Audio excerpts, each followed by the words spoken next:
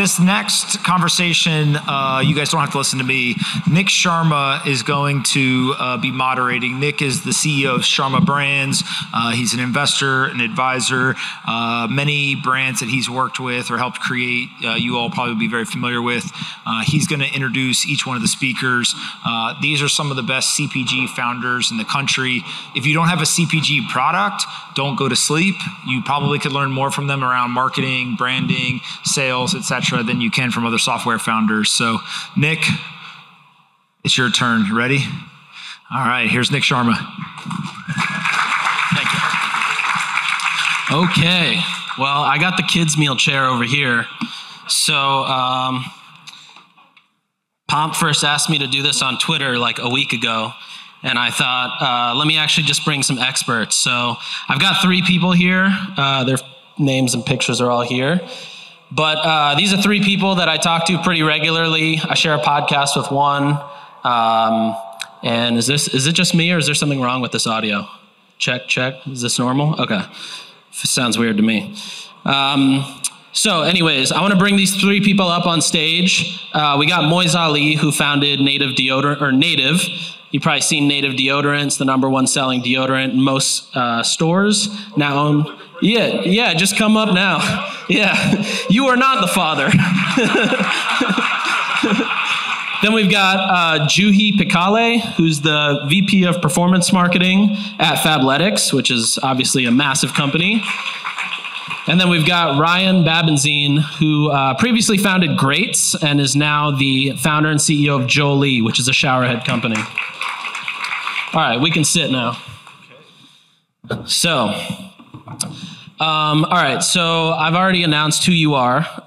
In my opinion, Juhi is, the reason I brought these people here, Juhi is a cutthroat performance marketer. Moiz understands operational efficiency better than anybody I know. And he might even yell at you if he sees some fat that can be trimmed in your business. And Ryan understands customer psychology better than anybody I've ever seen before.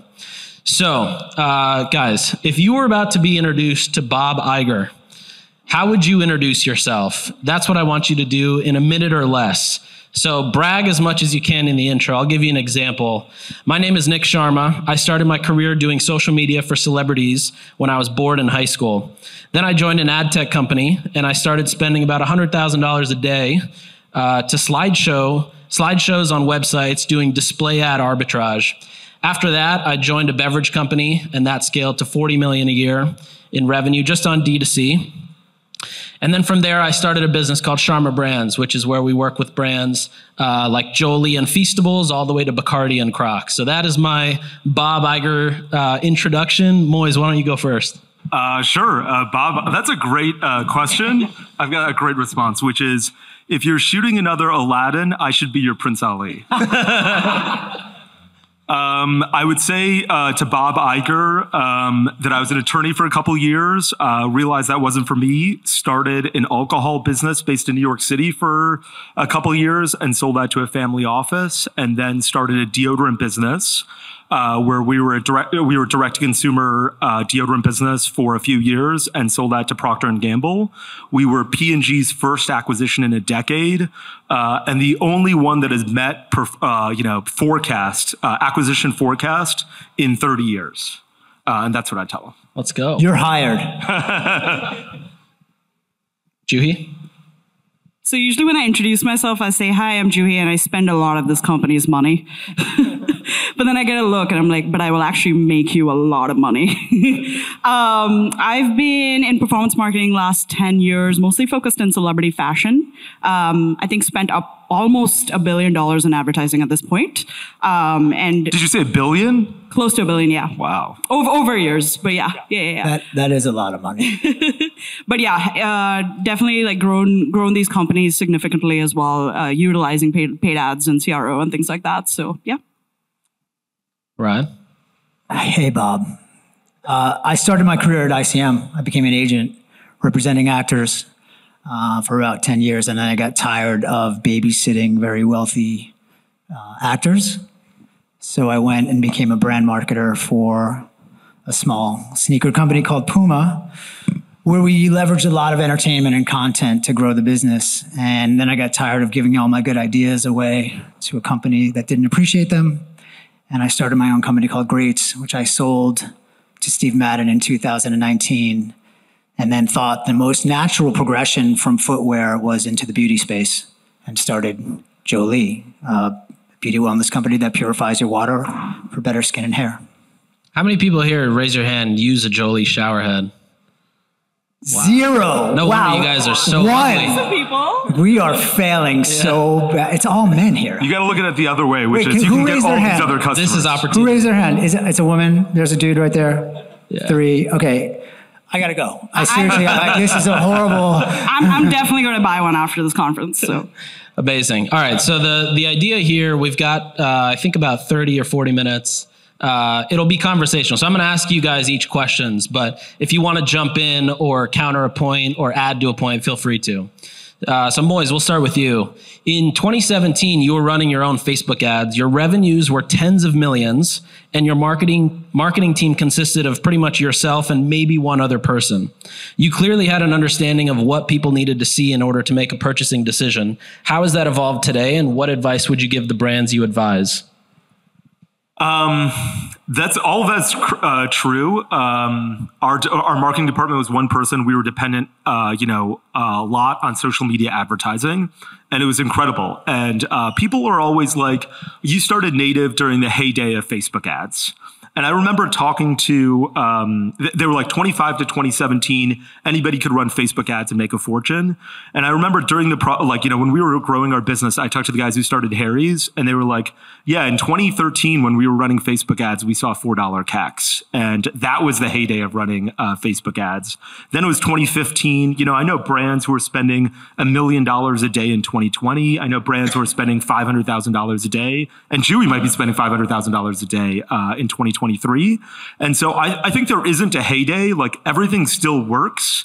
You just have to be better at it than you were 5 years ago.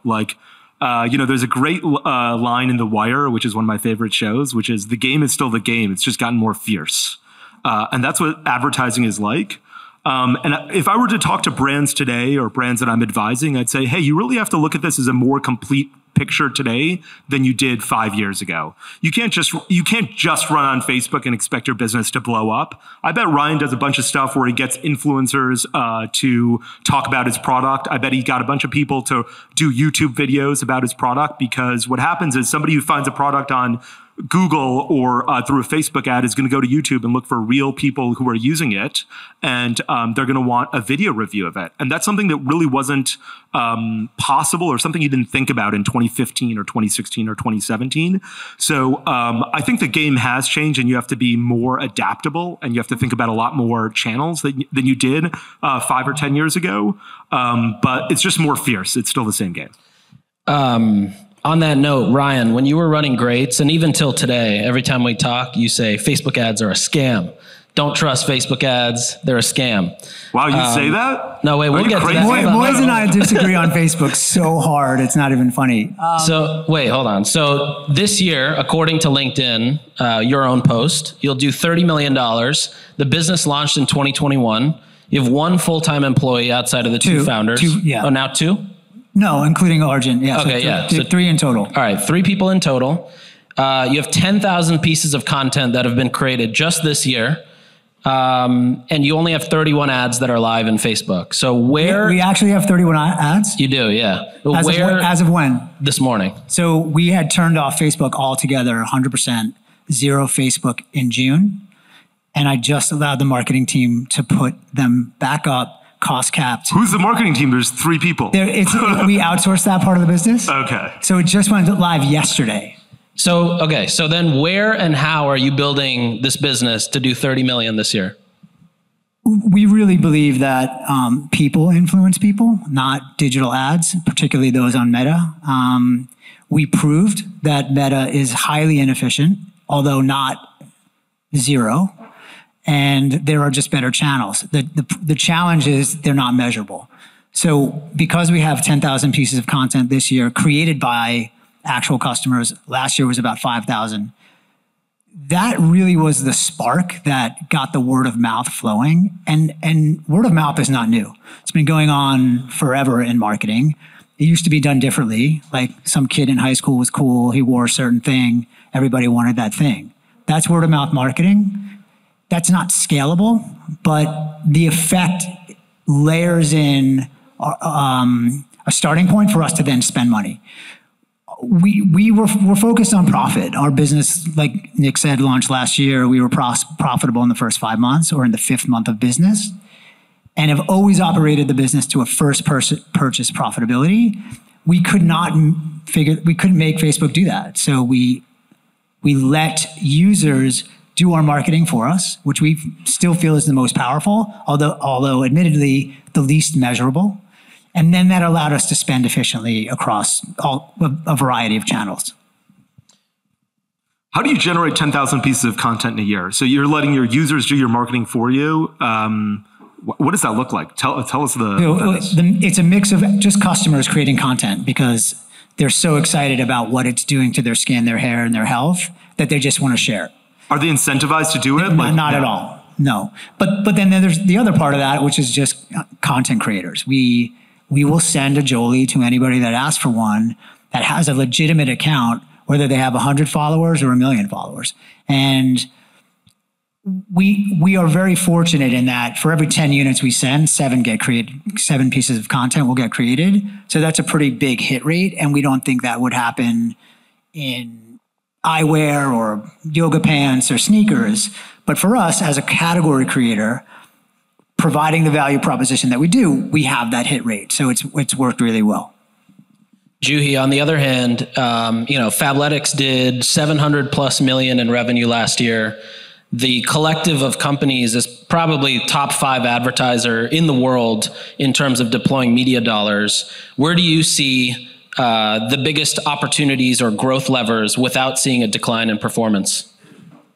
Yeah, I mean, so we're fashion, so it's very trend heavy as well. So I think it really helps that we have new collections coming every month. So that keeps things exciting. And I also think, Fabletics has just done such a phenomenal job with celebrity partnerships. That's kept things really interesting as well. So we recently did a collaboration with Khloe Kardashian. And, people loved it. So I think outside of just paid ads, you have to have some of that excitement and differentiator because otherwise you're just going to find 20 different Amazon dupes of yourself out there. So with the celebrity partnerships, you've done Khloe Kardashian, you have ads that constantly run with Kevin Hart. You have the brand that launched with Rihanna, Savage X Fenty. What did the celebrity partnerships do for the brands that would have otherwise costed tons of money? Like, did it save you money? Did it get you in the right door? Did it open the door for the right opportunities? Like, what did having a celebrity do for you as a performance marketer to grow the brand? Yeah, I mean, the halo effect is always there, right? Because they also have their own audience, which is pretty large. And then it also gives you legitimacy. It gives you some of that influence and stuff that they have. So that definitely helps. It makes you cool. So it's been really great to have that. Is it primarily an upfront cost working with celebrities like that, or is it primarily a residual cost? Yeah, so I mean, there's different deal types, and I don't speak for just Fabletics. It's like everything in general. I mean, you have the flat fee cost, which you can work on. You have the flat fee plus equity, which is new. Now people have realized the value of equity. And then the third one would probably be flat fee plus a % of unit sales. So there's various options that you can work with them on.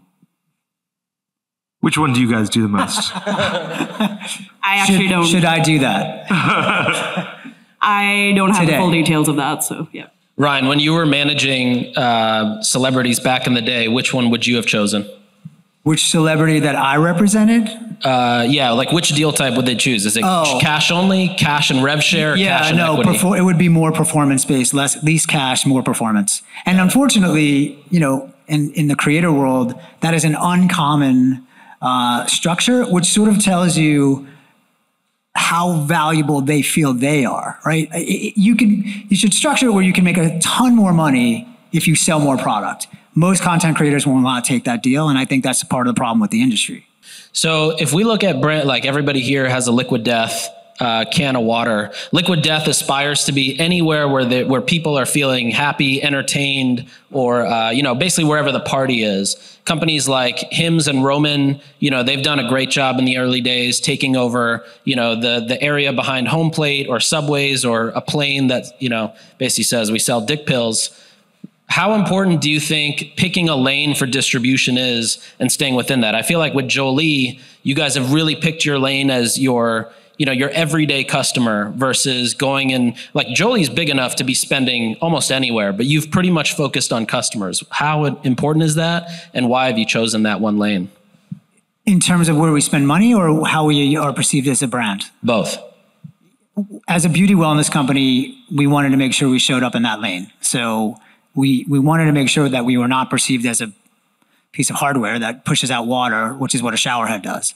We provide a utility that improves your quality of your skin and your hair, beauty wellness hardware, not shower hardware. So we had to differentiate that way, and that was going to be in terms of how we showed up, where we showed up. One of our biggest accounts is Erewhon. I was telling Juhi this earlier. We went live in all doors Erewhon in May. They've reordered every single day since they went live. That is not an overstatement. They have no room for storage, so they can put 10 units per store, and every day they buy another 10 units. We've never seen any thing like that at any retailer. So showing up in the right place was really critical, especially in the early years. Now we can start to expand out a little bit. But we're still currently to this day, we're on Revolve, we're on Blue Mercury, we're on Nordstrom's and Saks, but we're in the beauty section, and we're going to retain that for the rest of the year, and then we'll go a little bit wider. In terms of how we market, 70% of our audience is women, which frankly, personally, I was surprised. I didn't think we'd get 30% men. So that early data point sort of changed the way we marketed, because it's not just women that are buying Jolie. And we see a world where it's going to be 50-50. Men shower every day, or at least you should. And they appreciate that benefit. It's a really convenient way to improve your skin and hair regimen without doing anything different, right? You're going to shower anyway. You might as well make the water better. Moiz, Ryan talks about getting into Erewhon. You held off on all retail until post P&G acquisition, which was probably one of the many reasons they bought the business. If you were to relaunch today, would you still hold off on retail that long? Great question. We held off on retail for a couple of reasons. One was we were trying to do a just-in-time inventory. When we started the business, we were ordering 500 units of deodorant a week. And within 18 months, we were doing about 21,000 units a day. And so we had a hard time keeping up with production that we needed for our own website. And that was one of the reasons that we held off on retail. I think today, I would lean into it much, much sooner because I think that the path for an omni-channel brand in 2015 really hadn't been paved. Only Harry's had done it before. And today, Harry's has done it, Quip has done it, Native has done it, Manscaped. So many brands have sort of walked that path where you know what to expect. You know what the retailer is going to want. You understand the exclusivity they're going to want. You understand what the terms are going to be like. You're not a pioneer. And I think it's always a little bit scary and a little bit profitable to be a pioneer. And I think that we did it at the right time for us. Today, I'd be like, you know what? I know a little bit more of what to expect and how to handle this. And I have a little bit more belief in my business, and we've got a lot more cash to be able to invest in inventory. And so I probably would have done it sooner. I'm curious to hear when Jolie will be available in Home Depot then in your head. Will it be 2025 or is it too soon because it's a beauty and not a I think utility? We've proven that we're a beauty wellness tool. So we did that without Ulta and Sephora, which originally I thought we would need. No matter I think you've proven as well. I'm just curious, when do you see Home Depot as being like, we've got to unlock this? 2025 would probably be the earliest. Okay. But I can see myself showing up in Costco sooner, because if we look at the customer profile, moms are going to Costco and they're spending a lot of money. They spend a lot of money every single week. And there's 300 million showers, residential showers in the US. That's a lot of showers. We can capture a lot of that audience in Costco. The challenge with Costco, as you mentioned on your last pod, was they're just really good their membership program means that you're giving it to them for less. Full stop, that's it. We've done the math. The business is profitable day one if we go to Costco, and the reach is massive. It just, the size of their business is so enormous, it would dwarf the best year we could possibly do at Sephora and Ulta together in 1 year. So as a profitable business, that we have that sort of luxury now to sort of pick and choose where we should go, and we might as well go for the most profitable scaled channel out there. Juhi, today Fabletics has 95 of its own retail doors around the country. Opening those retail doors as a brand that's doing hundreds of millions of dollars, what did that do for the brand in terms of allowing you to expand on marketing or building the brand or bringing new people into the ecosystem? Yeah, it's a great question. So I think some of the advantages of starting first as digitally native is you know where your customers are. You have all these other extra data points. So that really helped also with like where exactly to start opening stores and things like that. I also think like just, you know, it tremendously helped from a omni-channel point of view because like we're a subscription model. And so it's pretty easy for our members to go in and do returns, exchanges, things like that, and then like touch and feel the product. And they can still buy the product at their membership prices. So it just gave them an extra touch point, which really helped as well. And then I think also from a brand awareness standpoint, it was tremendous because when you actually see a brick and mortar storefront like that, it's like, whoa, this is legit, not just like an online brand. And then they can touch and feel the product, which I think is massive. So. Moiz, I'm only 27, but my grandchildren, my grandchildren are going to know about native because it's still going to be in the store and it's still going to be selling at high velocity, just like a Tide or Old Spice will at that time too. What do you think are the characteristics of a brand that lasts 100 years? That is a really good question. You know, I wasn't a good CEO in terms of like being a good boss to the people that worked with me. But I still remember we'd have these quarterly meetings and I would say, Tide was launched in like 1946 and in 1952 became the #1 selling laundry detergent in the United States. And it has never lost that mantle. And when people think about Tide, they think about their mothers. Doing their laundry when they're kids and like playing in the yard and their mothers pampering them and treating them well and, you know, putting their clothes away in their dressers. And I was like, Tide isn't a laundry detergent. It's a family brand. And that's what native has to be. It has to be this thing that when you use it, you think about your family and health and wellness and not just smelling bad. In fact, like you have to think about what this means and what it represents for your health, and you know, you're investing in your body. And I really tried to convince when we were marketing, I was like, that's how we're trying to sell this product. We're not selling you a product that's going to make you smell better. We're letting you invest in your health in a way that's going to affect you and your family for the next 50 years. And so that's what we were trying to do. The other thing I would tell our customer service team in particular is I was like, look, one time there was a British prime minister named Margaret Thatcher who this Irish terrorist group tried to assassinate her, and they blew up a bridge and they missed. And they called up the prime minister's office and they're like, you were lucky this time, we missed. You have to be lucky every time. We only have to be lucky once.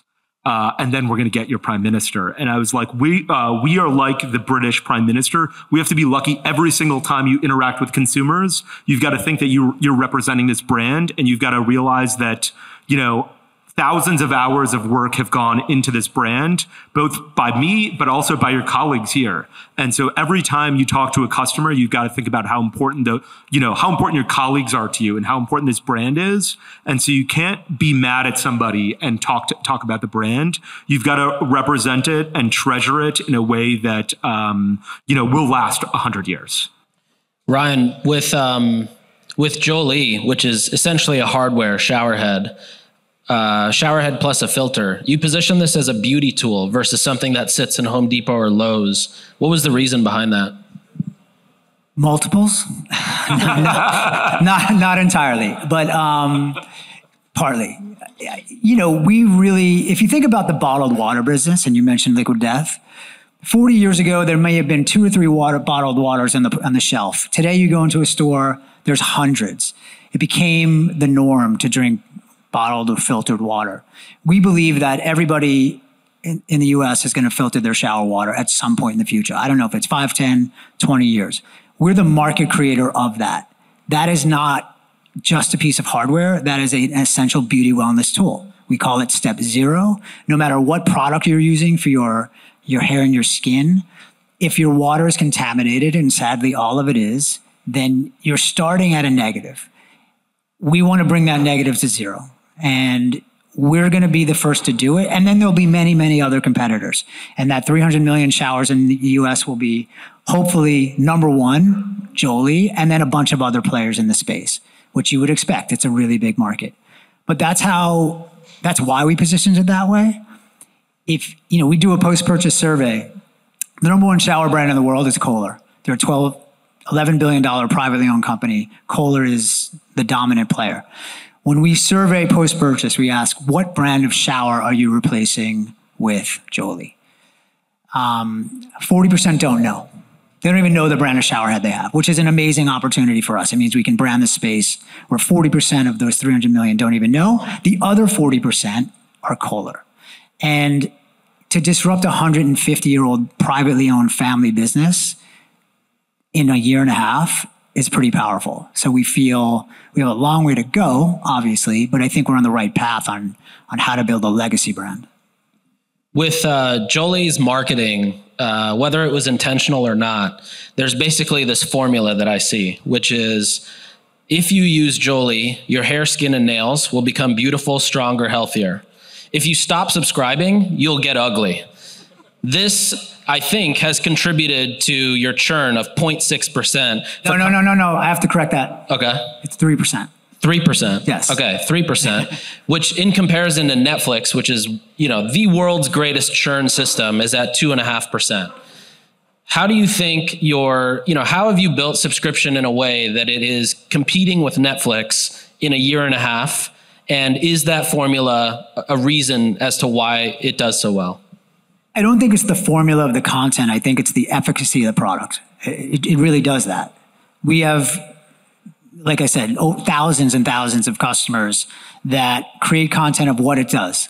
So this is what my hair looked like before I used Jolie. This is what it looked like the next day. That's a really powerful statement. So when somebody sees an improvement in their skin and their hair, which is, vanity is a major driver for all of us as humans, and then consumers. And when you can add value to vanity, you have a really powerful product. It's why beauty is so strong. So back to the multiple thing. The reason beauty companies get bigger multiples is because of that. And we think the beauty industry at large has overlooked the number 1 source of many of the problems that they've been prescriptive about. You have dry skin, use this lotion. You have frizzy hair, use this treatment. You have eczema, put this on. So many of those literally start with the water you shower in every single day from the time you're 7 till you die. And we just couldn't believe that the entire industry ignored it. And that's where Jolie plays. Juhi, the founding team at Fabletics has a ton of brands. Savage Fenty, Fabletics, FabFitFun, Just Fab, Shoe Dazzle, Yitty, etc. The subscription model is so common across all of them. Do you think that that's a model that can be replicated across other industries? And if so, how? Yeah. Okay. First of all, FabFitFun is not part of it, but I think it's pretty incredible what they've done with the innovative membership model. And how much it's scaled within apparel. I definitely think, yes, it can be across other industries too, especially CPG and stuff, nutrition and things where you actually need it. I think the most valuable thing that they've done is just how they've made the membership very valuable over time. So like Fabletics, for example, just continue to introduce new categories and things. So now you have more to shop for and you have more access. So, we initially started with the women's line, then introduced the men's line, started the shapewear line, and then this year even have Fabletics scrubs. So trying to be like your house for everything, and then it's like, I like how our co-founder describes it, because he's like, it's like walking into your favorite store and having 20-30% off at any given time. So that's a special perk. You get early access to drops, things like that. So just trying to create more value for the membership over time. How does the membership work with an in-store model, actually? So, like, do you have to be if you're a member and you can only walk into the store if you're a member, or you get a bigger discount if you walk? Like, how does that work? No, you can shop as a retail guest as well, like as a non-member too. But you would be buying at the MSRP, the full price. And if they were doing any discount during a sale period, you would get that on the sale price. So no, you're not limited to that. But if you are a member and you go in, you still get access to your membership special pricing and things, which you can claim in the store. You can also do your returns, exchanges, and things online, and then go to the store as well. So it helps. Yep. Ryan, you've never discounted with Jolie. Why? No discounts. Well, in the time we launched Jolie, there was no funding happening for D2C anything. So you were going to have to figure out how to get profitable really, really quickly. One of the worst best practices, in my opinion, and I've started, this is my second one. So the first one sold. Did Native discount on first purchase? Probably. It's a best practice. If you bundled. Yeah, you bundled it. Exactly. You want a bigger cart size. And these are what we all did. Greats did the same thing. If you just use 20%, you're giving back 20% of your AOV before this customer even starts with your brand. And that is not a good practice. It is not a good practice in brand building. So with Jolie, we just took a hard line that we were never going to do that. So to this day, we have never discounted, not on Black Friday, Cyber Monday, not any holiday, Labor Day. Could I have grown the business faster? Probably. Could we do things that would spike top line, but negatively impact bottom line? Yeah, but that's not a great business. So we wanted to build a great business and not one that was venture focused. Because are there any venture capitalists here? Raise your hand. Come up here. I'm going to hit you. No, I'm kidding.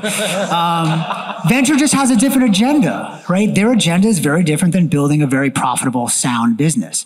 And after the first business, as a second-time founder, you learn a lot. And our focus was to get profitable, and not discounting is one of the. If we gave 20% on $150, that's $30 per purchase that we're literally torching into the air. That's a lot. We have over 100,000 customers, so you can do the math. Moiz, if you're thinking about future-proofing a business after you've scaled it from 0 to selling for $100 million, how would you advise yourself to future-proof your business when you're at $10 million so that at that $100 million level, the things that you wish were done had been done? Great question. I think that I did a very poor job of this, but I would say it's hiring really great people. I think the way you future-proof your business is to make yourself not obsolete, because I don't think that's possible or a good thing, but you want to hire people who can run a business in case you get hit by a truck, and who understand the brand ethos really well. And I think all of the founders who sort of have stepped down and found another great CEO to run their business is someone who lives and breathes that person, that founder's vision and understands it really well. And it's not so when Walt Disney died, the Disney board would always be like, what would Walt have done? And that was a big mistake because that ran them into a bunch of trouble. And I think it was in Steve Jobs' biography by Walter Isaacson. He's like, don't ever ask that question. Don't ever ask, what would Steve Jobs do? Do what you think is right. I've trained you in a way where your judgment is going to be the right judgment. And I think that's really important, is just hiring leaders of an organization that you can trust, that understand your vision, but also understand when to depart from it, because there's a unique opportunity or it's a unique moment in time. And I think I did a mediocre job of that at best. And Ryan, I'm not sure if you only got one employee, how you're doing so far. But I think I'm actually doing really well. It was easy. I had one hire. It was super easy. I think that is really important, is to future-proof your business. You should train a generation of leaders that can go after you and do a really good job and execute at a high level. Juhi, right now, as of last month, American credit card debt has passed $1 trillion. How do you think about making sure that you are not slowing down in terms of bringing new customers into the ecosystem? And what are the things you think about in order to prevent that from happening? I think with Fabletics is, the company was founded with the notion that leggings shouldn't cost $100. So we wanted to give a lot of options and variety and fashion colors and things like that without breaking the bank. So I think that gives a little bit of advantage because it's affordable. And the membership too, like the first purchase that you make to try the membership, you get a great deal to try it out. So it's like two leggings for $24 when you sign up for the first time. And I think with that, it's just an additional value prop too, right? Like especially in times like this. So yeah. All right, Pomp gave me the couple-minute countdown here. And so I want to wrap it up with this. For each of you guys, what is one thing that you're doing or you're looking at today that you intrinsically feel is a secret weapon that other people are not doing? So what is one thing you do on a day-to-day basis, or what is one data set you look at that you believe other founders or other marketers are not looking at that they should be? It could be an unlock for them. Yeah. I look at the Facebook ad accounts of probably 10 different businesses on a daily basis, totaling $1 million in spend on every day, to have an understanding of what does CAC look like? How is direct to consumer doing in general? And I feel like that is a superpower because you're just like, I understand how people are going to feel today because I know what their CAC was yesterday. And maybe I don't know how Ryan's going to feel. He's probably smiling at that. But otherwise, I feel like that's my superpower. For me, I think conversion rate is really important, like keeping an eye on it and constantly iterating on it. Because if you're spending thousands and thousands of dollars, but your site is like a broken car, then you're just losing all of that money. So just constantly making sure the conversion rate stays up. It's probably more what we're not doing. Because we just don't do a lot of the best practices in the industry. Discounting is one of them. We don't even collect emails in an email pop-up anymore. We turned that off about a year ago. And we saw, my co-founder was like, hey, but everybody else does this. And I'm like, hey, we're not in the email capture business. We're in the sell Jolie business. So let's test this, see what one works better. This one worked better. So there's just, every business is different, but it's what works for us. But one little hack that I'll sort of just put out, it's not even a hack, it's a tool. Nostro.ai is probably the most important plugin I've ever used in my entire career. All it does is make your page load speed faster, which we all know is valuable. We don't know how valuable until you really see it. We turned it on about 4 weeks ago. I've again, never seen anything in my life with that kind of value in terms of what it does to page speed and then conversion. And then, of course, the longer effect will be CAC, which continues to drop. All right. Well, that is all the time we have. Feel free to hit us up on social media, LinkedIn, email, whatever it be. And thank you for the time today.